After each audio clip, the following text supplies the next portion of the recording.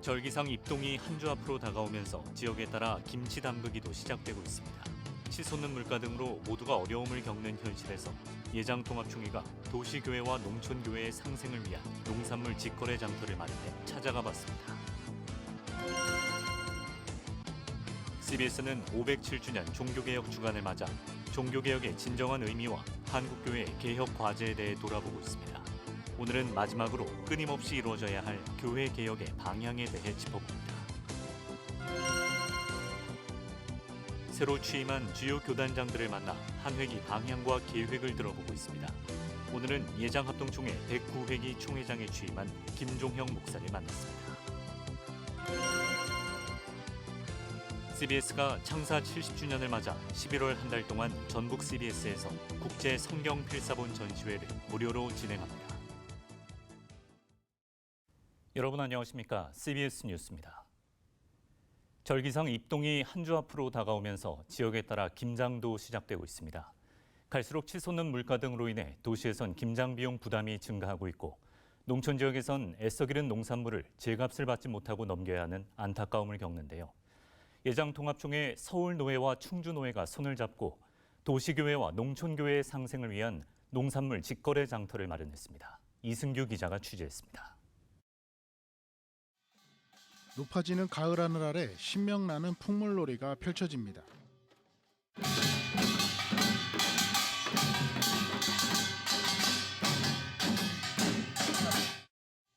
노란색과 붉은색이 어우러진 단풍이 가을이 성큼 다가왔음을 한층 더 느낄 수 있게 만들어줍니다.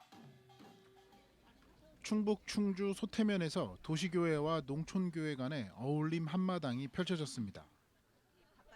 도시교회가 속한 대한예수교장로회 통합총회 서울노회와 농촌교회가 중심인 예장통합총회 충주노회가 농산물 직거래 장터를 마련한 겁니다. 예장통합총회 충주노회에 속한 13개 교회는 목회자와 교인 등이 직접 재배한 호박과 배추 등의 농산물을 합리적인 가격으로 판매했습니다. 구매자들은 목회자와 교인들이 키우고 만든 농산물을 믿고 구매할 수 있어 좋고 판매자들은 합리적인 가격에 판매할 수 있어 서로에게 이익이 되는 겁니다. 직거래 장터를 통해서 바라는 것은 예수님도 말씀이 육신이 되신 것처럼 우리가 도시교회나 농촌교회나 다 육신을 가지고 다 먹어야 사는 존재들이잖아요. 그러니까 농업농촌의 좀 소중함을 좀 같이 이렇게 소통하는 기회가 되었으면 좋겠습니다. 예장통합총회는 갈수록 어려워지는 농어촌교회 성장을 위해 여러 가지 방안을 실천해 오고 있습니다. 주로 재정을 지원하는 방식으로 도시교회가 농어촌교회를 도와왔지만 도시교회 역시 상황이 어려워지면서 재정 지원을 끊는 교회들이 많아지고 있습니다. 이에 따라 예장통합총회는 기존에 해오던 재정 지원은 꾸준하게 하되 도농 직거래 장터와 전도용품 지원, 도농 강단 교류 등의 방법으로 농어촌 교회 지원 폭을 확대했습니다. 연 1회 정도 직거래 장터도 열자, 전도대, 전도용품도 지원하자, 여러 가지 결연 행사, 봉사활동 이런 걸 하면서 목회 지원에 재정만 지원이 아니라 정말 함께 가는 그런 목회 동역자가 되어야 되겠다. 이번 서울노회와 충주노회의 직거래 장터 역시 농촌교회가 생산한 농산물을 도시교회에 판매하면서 공감의 폭을 넓히고 소통의 기회도 만들자는 취지입니다. 사실 농촌교회가 선교지예요. 그래서 지금 많은 어르신들은 계속 노후화되시고 그리고 젊은 사람들은 없고 나이 드신 분들이 이제 돌아가시게 되면 성도님들도 줄어들게 되고 그러다 보니까 점점 더 어려워지는 현실이 사실 농촌교회 상황이거든요. 예장통합총회는 농산물 직거래 장터 등을 확대해 도농 동반 성장을 지원할 방침입니다. CBS 뉴스 이승규입니다.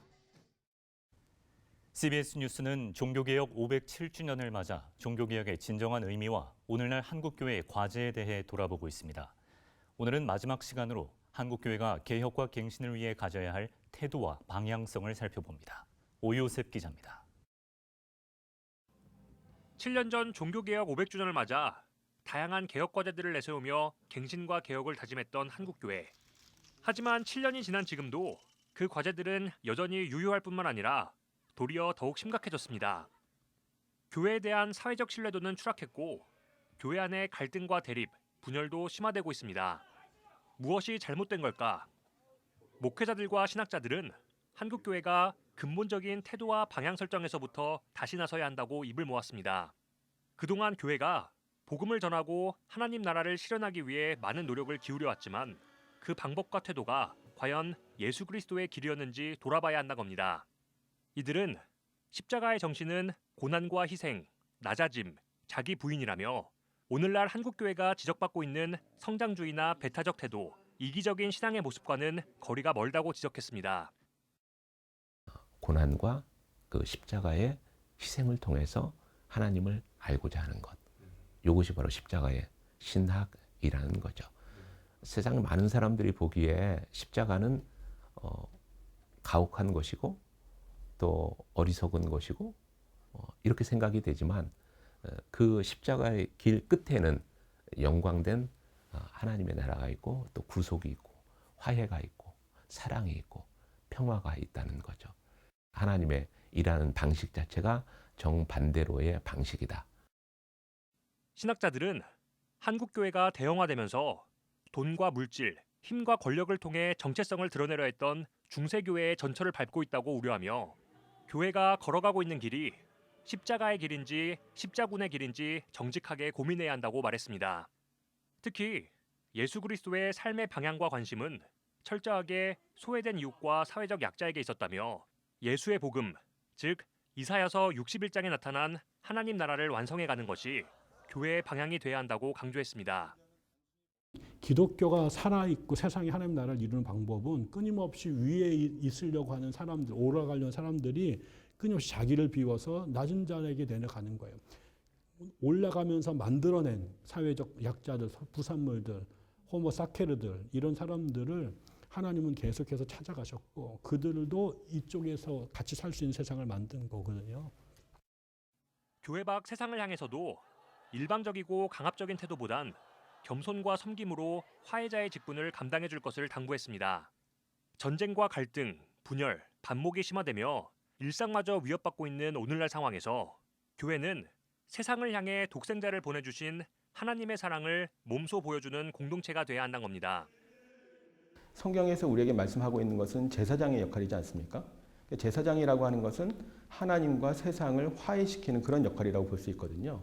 그렇다면 우리가 정죄하기보다는 좀 겸손한 태도로 섬기면서 세상과 화해를 추구하는, 요즘에 이제 그런 환대라는 말 많이 쓰고 있습니다만 그런 태도가 필요한데, 한편 목회자들과 신학자들은 한국교회가 오늘날 마주한 다양한 위기 앞에서 화살을 교회 밖으로만 돌려 스스로를 성찰하는 눈을 흐리게 해서는 안 된다며 진정한 개혁은 언제나 나 자신으로부터의 철저한 회개에서 시작돼야 한다고 강조했습니다. CBS 뉴스 오요셉입니다. CBS가 창사 70주년을 맞아 오늘부터 한 달 동안 전북 CBS에서 국제 성경 필사본 전시회를 진행합니다. 국내 최초로 마련한 국제 성경 필사본 전시회에는 국내 최대 크기의 성경 필사본을 비롯해 두루마리, 병풍, 나무판에 적은 필사본 등 120여 명이 필사한 총 150여 점의 다양한 성경 필사본 작품들이 전시되고 있습니다. 특히 캄보디아, 일본, 중국, 불가리아, 태국, 네팔 등 세계 각국의 언어로 필사된 성경들도 만나볼 수 있습니다. 개막 감사 예배에서 설교를 전한 CBS 재단 이사장 육순종 목사는 성경을 필사하면 말씀의 능력을 경험할 수 있고 말씀이 나를 형성해가는 놀라운 역사를 경험하게 될 것이라고 강조했습니다. 전북 CBS에서 진행되는 국제 성경 필사본 전시회는 오는 30일까지 무료로 관람할 수 있습니다. 새로 취임한 교단장들에게 한 회기 방향과 계획을 들어보는 연속 인터뷰. 오늘은 예장합동총회 109회기 총회장에 취임한 김종형 목사를 만났습니다. 김 총회장은 총회의 안정적인 체계를 갖추고 지속 가능한 총회가 되는데 힘쓰겠다고 밝혔습니다. 천수연 기자입니다. 예장합동총회 제109회기 총회장에 취임한 김종형 목사는 임기 동안 노회와 교회를 행정적으로 뒷받침하는 총회의 본래적 기능을 정비하는 데 주력할 계획입니다. 그 시작은 교단법을 시행할 때의 지침이 되는 시행세칙을 만드는 겁니다. 김 총회장은 총회가 교회나 노회의 분쟁에 개입해 너무나 많은 에너지를 쏟는다면서 교회의 질서를 세우기 위해서 법 적용을 구체화하는 작업을 해나가겠다고 밝혔습니다. 우리 교단에도 헌법과 규칙이 있는데 그 규칙이 조금 이제 광범위해요. 그래서 실제적으로 적용하기 위해서는 각 그 내용에 따른 시행 세칙이 꼭 있어야 된다. 그렇게 보여집니다. 김종혁 총회장은 그러면서도 장학재단과 총회 미래교육원 설립을 임기 내 추진하겠다고 말했습니다. 교단의 지속 가능한 발전을 고민해야 한다는 판단에 섭니다. 역사를 의미 있게 기념하는 일에도 힘쓸 계획입니다. 내년은 국가적으로 광복 80주년이자 전체 개신교 차원에서는 한국 선교 140주년, 교단적으로는 주일학교연합회 설립 70주년이자 예장개혁총회와의 교단 통합 20주년을 맞는 등 교단 안팎으로 역사적 기념행사가 이어질 전망입니다. 김 총회장은 내년이 한국교회가 새롭게 도약할 동기부여가 되는 해가 될 것이라면서 행사 위주로 생각하지 않고 역사적 의미를 모든 그리스도인들과 함께 나누길 기대했습니다. 과거의 역사에 대해서는 우리가 기억을 할 필요가 있습니다. 그리고 여기까지 인도하신 하나님 은혜에 감사하고 또 다음 세대로 이 신앙의 내용이 잘 전달되어질 수 있도록 하면 좋겠다.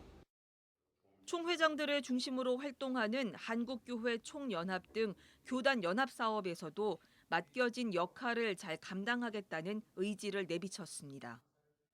연합기관이 어떤 서로가 누가 크냐의 어떤 그런 관점으로 접근하지 말고 서로가 함께 공통적으로 잘 이렇게 역할 분담을 나누어서 섬길 수 있도록 그렇게 하면은 얼마든지 우리가 하나가 되고. 한국교회가 사회적으로 신뢰를 받지 못하는 현실에 대해선 그리스도인들이 말씀대로 살지 못했기 때문이라고 반성하면서 하나님 안에서 회개와 회복의 은혜를 바라야 한다고 당부했습니다. 지금 세상 사람들에게 지탄을 받고 또 좀 조롱거리가 되기도 하고 이런 부분들은 현재를 살고 있는 우리들이 하나님 말씀대로 살지 못했기 때문에 나타나는 결과라고 보여집니다. 그래서 지금도 늦지 않았습니다. 우리가 성경 읽어보면 언제나 하나님 우리에게 사인을 주실 때에 회개하면 하나님이 회복의 은혜를 늘 주시더라고요. 예수님의 사도 가운데 가장 작은 자, 죄인 중에 괴수라고 고백한 바울의 자아 인식을 늘 떠올린다는 김종혁 총회장은 하나님 앞에서 겸손한 자세로 교단을 섬기겠다고 전했습니다. CBS 뉴스 천수연입니다. 지역사회 교육지원단체인 더불어 배움이 문화예술 목회 리더십 워크숍을 열고 목회자들의 문화예술 목회 역량 강화에 나섰습니다. 최근 열린 문화예술 목회 리더십 워크숍에서는 탈종교 시대 사람들의 종교성을 살펴보고 시, 미디어, 예술을 통한 목회적 가능성을 논의했습니다. 이날 주제 강의에 나선 서울대 성혜영 교수는 모든 분야에서 종교의 영향력이 축소되고 무종교인이 증가하고 있지만 인간의 종교성은 다양한 방식으로 표현되고 있다고 설명했습니다. 그러면서 한국의 종교, 특히 교회들이 다양한 지역 활동의 기반이 되는 지역 공동체의 허브 역할을 하고 내면의 기쁨을 제공하는 등 종교적 이로움을 발견할 수 있는 교회가 돼야 한다고 당부했습니다. 만 65세 이상 노인 인구가 1,000만 명 돌파를 앞두고 있는 가운데 노년 목회의 방향성을 점검하는 세미나가 진행됐습니다. 작은 교회 리모델링 등 한국 교회를 위해 다양한 사역에 나서고 있는 크라이스트리 목회연구소가 개최한 세미나에서 백성도 목사는 죽음에 대한 기독교적 의미를 설명했습니다. 백성도 목사는 노인 교인들이 죽음을 수용하는 가운데 마지막 날까지 그리스도와 연결된 삶을 살도록 교회가 도와야 한다며 사전 임종 예식과 기독교 장례 예식 문화 등을 확립시켜 나갈 필요가 있다고 말했습니다. 크라이스트리 목회연구소는 목회자 재교육과 다음 세대 사역, 작은 교회 리모델링 등 다양한 사역을 하고 있으며 기독교 대한성결교회 목회자들이 중심이 돼 지난 2022년에 출범했습니다. 우리 사회 민주화와 인권운동 등을 통해 하나님의 정의와 평화 실현을 위해 노력해온 전국 목회자 정의평화협의회가 창립 40주년을 맞아 예언자적 사명을 계속 이어갈 것을 다짐했습니다. 목정평은 어제 한국기독교회관에서 열린 감사예배에서 40주년 선언문을 발표하고 한반도 평화의 실현과 창조세계 보존을 위한 탄소중립 실천, 사회 정의를 위한 외침, 역사적 잘못에 대한 참회 등 10가지 실천을 선언했습니다. 목정평은 지난 1984년 신앙과 역사 현실에 대한 입장을 선언하며 목정평이 시작됐다면서 오늘날 정의와 평화, 생명의 길로 부르신 하나님의 뜻을 믿고 계속 나아가겠다고 밝혔습니다. 제56회 대한민국 국가조찬기도회가 오는 22일 오전 공의, 회복, 부흥을 주제로 서울 중구 신라호텔에서 개최됩니다. 국가조찬기도회 회장 이봉관 장로는 국내외적으로 어려운 상황 속에 열리는 이번 기도회가 대한민국을 위한 간절한 기도의 장이 되길 바란다고 말했습니다. 올해 국가조찬기도회 기도회에는 국내외 교계 지도자와 기독국회의원, 해외 초청 인사 등 800여 명이 참석할 예정입니다. 기도회 설교는 극동방송 이사장 김장환 원로 목사가 맡고 축도는 서남교회 안영로 원로 목사가 맡았습니다. 숭실대학교가 최근 서울 숭실세움 70주년 공동학술대회를 개최하고 오늘날 기독교 대학의 역할과 방향을 논의했습니다. 숭목회와 숭실대 한국기독교문화연구원이 공동 주최한 이번 학술대회는 평양에서 시작된 숭실의 지난 127년 역사를 돌아보며 숭실의 기독교 신앙과 민족사랑 정신을 계승하기 위해 마련됐습니다. 숭목회 대표회장 주승중 목사는 숭실은 근대의식 고취와 독립운동에 앞장섰던 민족대학일 뿐만 아니라 기독교 복음 전파와 교육에 이바지한 하나님의 대학이라며 그 정신은 언제나 십자가 앞에 철저하게 낮아지는 섬김의 리더십에 있었다고 강조했습니다. 다문화 시대를 맞아 우리나라에 들어와 있는 이주민 자녀들을 한국교회가 품어야 한다는 주장이 나왔습니다. 예수교 대한성결교회 다문화 선교위원회가 오늘 보배로운 예수교회에서 개최한 포럼 발제자로 나선 안드레 선교사는 교회가 아닌 다른 단체들이 이주민 자녀를 위해 이미 무언가를 하고 있다며 이같이 말했습니다. 안드레 선교사는 이주민 자녀들은 이중 언어가 가능하고 한국인 청소년보다 더 강한 파트너십을 만들 수 있다며 이주민 자녀들에게 복음을 전하기 위해 교회가 노력해야 한다고 강조했습니다. 예성종회 다문화 선교위원회 위원장 신상록 목사는 2024년 10월 현재 265만 명의 이주민들이 우리나라에서 일을 하고 있다며 저출산 현상 속에서 이주민 자녀들은 한국의 미래 자원으로 성장할 수 있다고 말했습니다.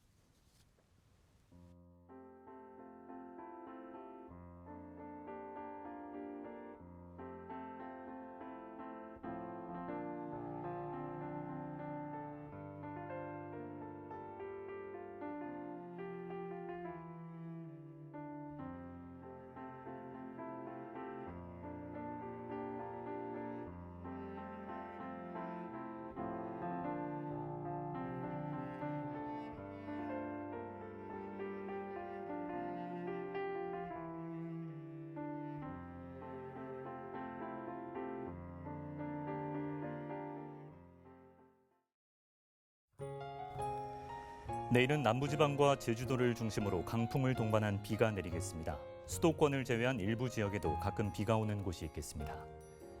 내일 아침 최저기온은 10도에서 17도, 낮 최고기온은 18도에서 24도로 예상됩니다. 뉴스를 마칩니다. 시청해주신 여러분 고맙습니다.